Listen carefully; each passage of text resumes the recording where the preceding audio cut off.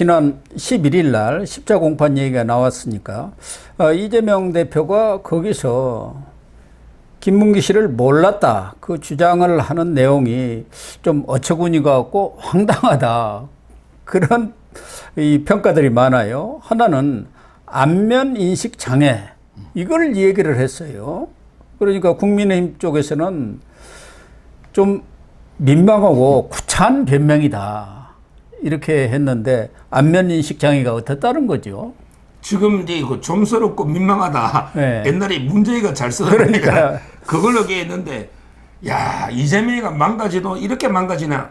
제가 이게 그 직접 들은 이야기 10명 이상한테 들은 이야기입니다. 예. 제가 만나는 민주당 패널들마다 아니 저 이재명이 저게 왜 대선 후보가 되고 이게 대표까지 됐냐. 제가 보기에 진짜 중졸에 아무것도 아니거든요. 뭐 소년은 갔다 온지 안 한지 내가 모르겠는데 진짜 아무것도 아닌 잡놈이거든요.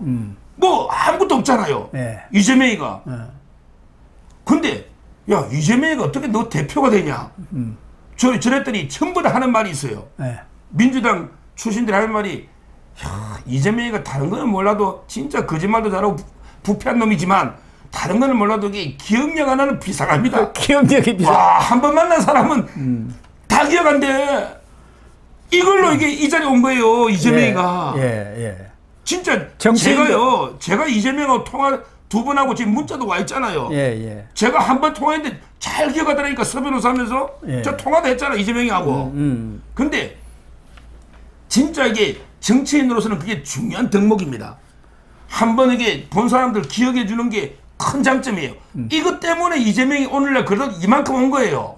근데 자기가 살라고 이게 나 안면 인식 장애입니다.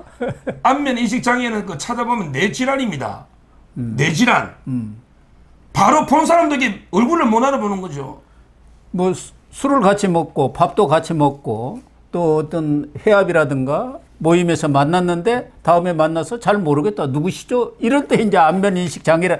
그런 사람은 정치를 하면 절대 안 됩니다. 정치를 하면 안 되고 이게 대통령을 하면 특히 안 되지. 그렇죠. 아니 정상회담 갔는데 바이든 만나놓고 당신 누굽니까? 얼마 전에 만나놓고 이러면 이게 되겠느냐 말이에요. 저는 아무리 이게 자기가 급하게 살라고 변명을 하고 변호를 해도 어떻게 그 안면 인식 장애다 이런 게 유치한 이런 게 저는 좀스럽고 민망한 이런 게 자기 망가지는 그러면서 이게 또 국토 그 백현동도 마찬가지잖아요. 그때 박근혜 대통령의 압박 때문에 야 어떻게 대통령이 압박인데 우리 안 따를 수 있냐 이러고 있다니까. 아니 이재명 너가 언제 그렇게 박근혜 대통령 무서워했냐?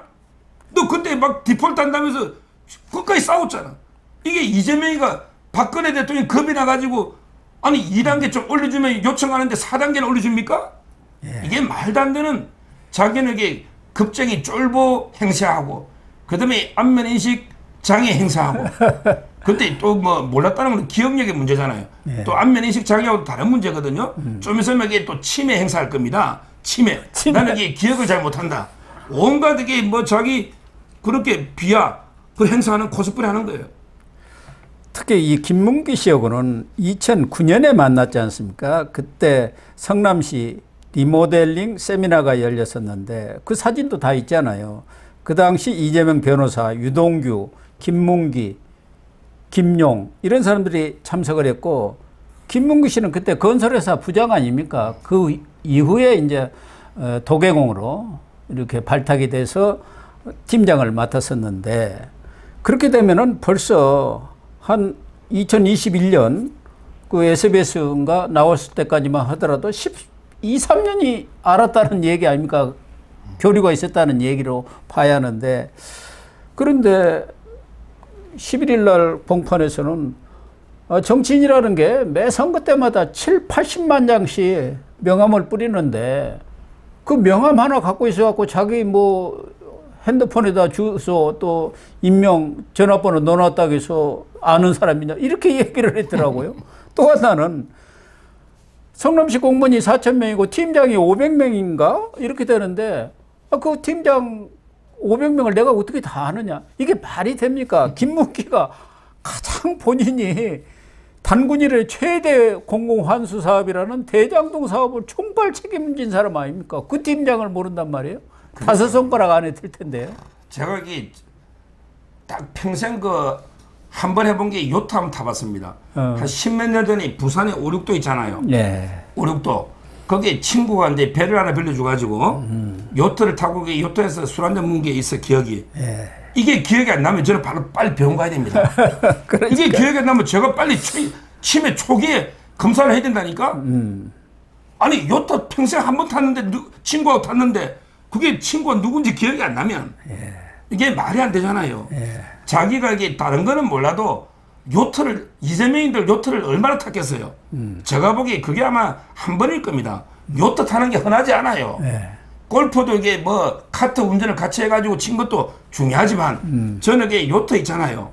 이거는 한 번 평생 탔을 거예요. 이게 잊혀지면 바로 빨리 병원 가서 검사를 받아봐야죠. 저기 진심을 아는 약이고, 그 다음에 이게 중요한 게 그때 김문기 씨가 극단적인 선택을 한 다음 날이죠. 예. 그러니까 이게 순간 기억이 안 나도 질문지를 미리 다 줬잖아요. 방송국 3군데 인터뷰를 했어요. 예. 근데 우리 작가들이 다 줬잖아, 질문지. 김문기 씨하고 언제 알았냐, 어떻게 알았냐 쭉 줬잖아요. 그럼 충분히 답변에 대해서 또 대책을 하고 고민했을 거라고요. 그러니까 이제 저는 순간 딱 안 나도 이게 김문기 씨 신문에 계속 나고 자기가 그 기억을 되살리 보면 충분히 기억이 난단 말이에요. 네. 미리 질문지도 주는 거고 이거는 갑자기 돌발 질문도 아니잖아요. 예. 미리 준 거잖아요. 그러니까 이제 이재명이가 그 질문지 받고 이제 그때 뭐 또 잔머리를 굴려본 거죠. 야, 요거 이게 안다고 하면 계속 대장동에 내가 어떻게 연루돼가 계속 또 질문이 나올 텐데 아예 그냥 우리 처음부터 아예 모른다 해버리면 그다음 질문이 안 되잖아. 그렇죠. 그러면 선거 끝나 이기면 묻혀버리는 거죠. 예. 그러니까 이제 그 선거가 임박한 상황에서 선거에 불리할까 싶어서 그래서 이게 의도적으로 허위로 난 몰랐다. 이거예요. 이게 선거법이잖아요. 그런데 지금 이 선거법은 원래 1년 이내에 다 마무리하도록 되어 있지 않습니까? 그런데 지금 이 선거법 위반 이 재판도 두 가지 아닙니까? 하나는 김문기를 알았느냐 몰랐느냐고, 또 하나는 국토부에 협박이나 압력이 있었느냐 없었느냐.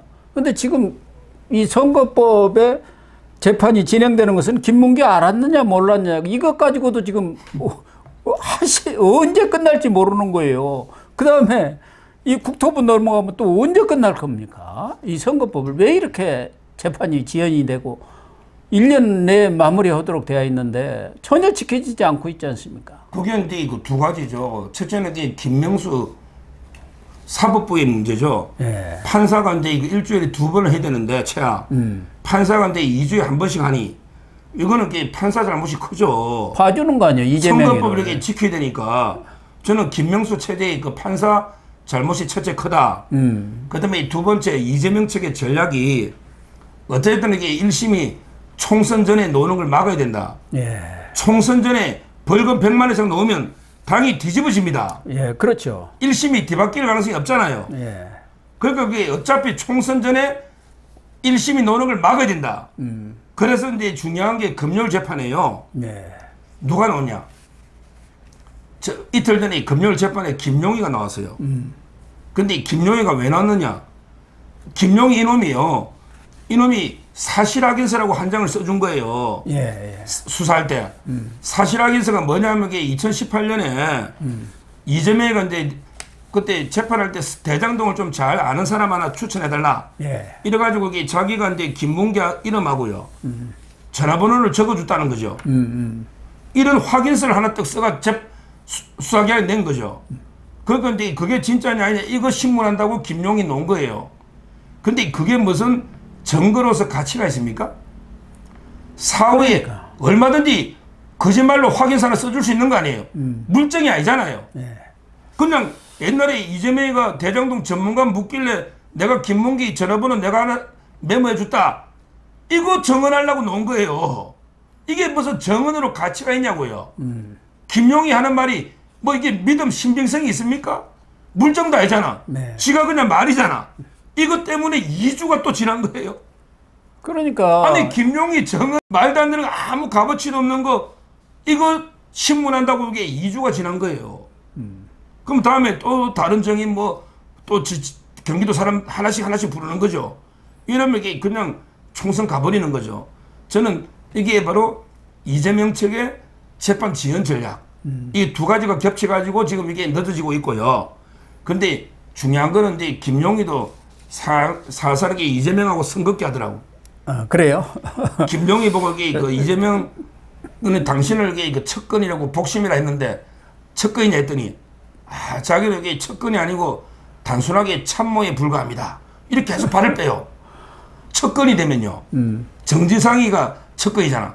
정지상이처럼 이게 범죄 공동체가 되면 모든 사건에 엮이잖아. 그러니까 자기는 이게 단순하게 참모니까 시키는 것만 조금 했기 때문에 나는 이게 이재명하고 범죄 공동체 공범이 아니다.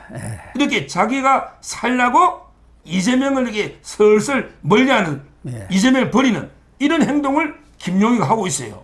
그렇군요. 자기가 척근이 아니라고 그러잖아요. 단순 참모라고. 이거 보고 이게 이재명이가 속으로 야 저놈이 이게 내를 이제 버리네. 내를 척근이 아니라고 하네. 김용희가 이렇게 저는 상당히 배신감을 느낄 것 같아요. 그러겠네요.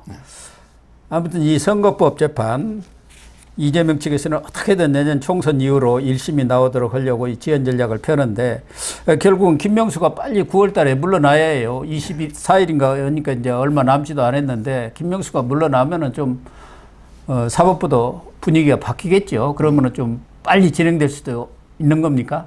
제가 근데 그렇죠. 우리가 이게 진짜 그 탄핵 있잖아요. 뭐 판사든 검사 탄핵할 수 있잖아. 탄핵이라는 게 법을 어기는 게 탄핵 사유 아닙니까? 불법을 해야죠. 그런데 법에요. 선거법에 선거 재판은 게 그 6개월 이내에 뭐 가능하면 끝내야 된다 이런 게 아니에요. 무조건 이게 6개월 이내에 끝내라고 되어 있습니다. 강행 규정이에요. 그렇군요. 이게 불가피하게 뭐 진짜 매일 재판하다가 갑자기 뭐 며칠 앞두고 법원이 불이 나가지고 아니면 판사가 뭐 갑자기 교통사고를 당했다든지 이래 특별한 게 아니면 6개월 이내에 끝내라고 되어 있습니다. 이걸 지 맘대로 야 이거는 훈시 규정이니까 우리 따라대고 안 따라대 이거 무시해도 돼. 처음부터 노골적으로 무시하고 안 따르잖아요. 왜 2주마다 하느냐 말이죠. 이거야말로 이게 판사 저 탄핵 사유로 봅니다. 6개월 이내에 끝내려는데 재판을 느긋하게 2주 만에 정인을 100명 부르면 이미 1년 이상 지나버리잖아요. 그렇죠. 이거는 이게 판사가 잘못된 거잖아요. 노력도 안 했잖아요. 끝내려고. 따라서 저는 정말 이게 그 사법부가 심각한 문제다 이렇게 봅니다. 아무튼 이 사법부도 권력이 빨리 교체돼야만이 정상화가 될 것 같습니다.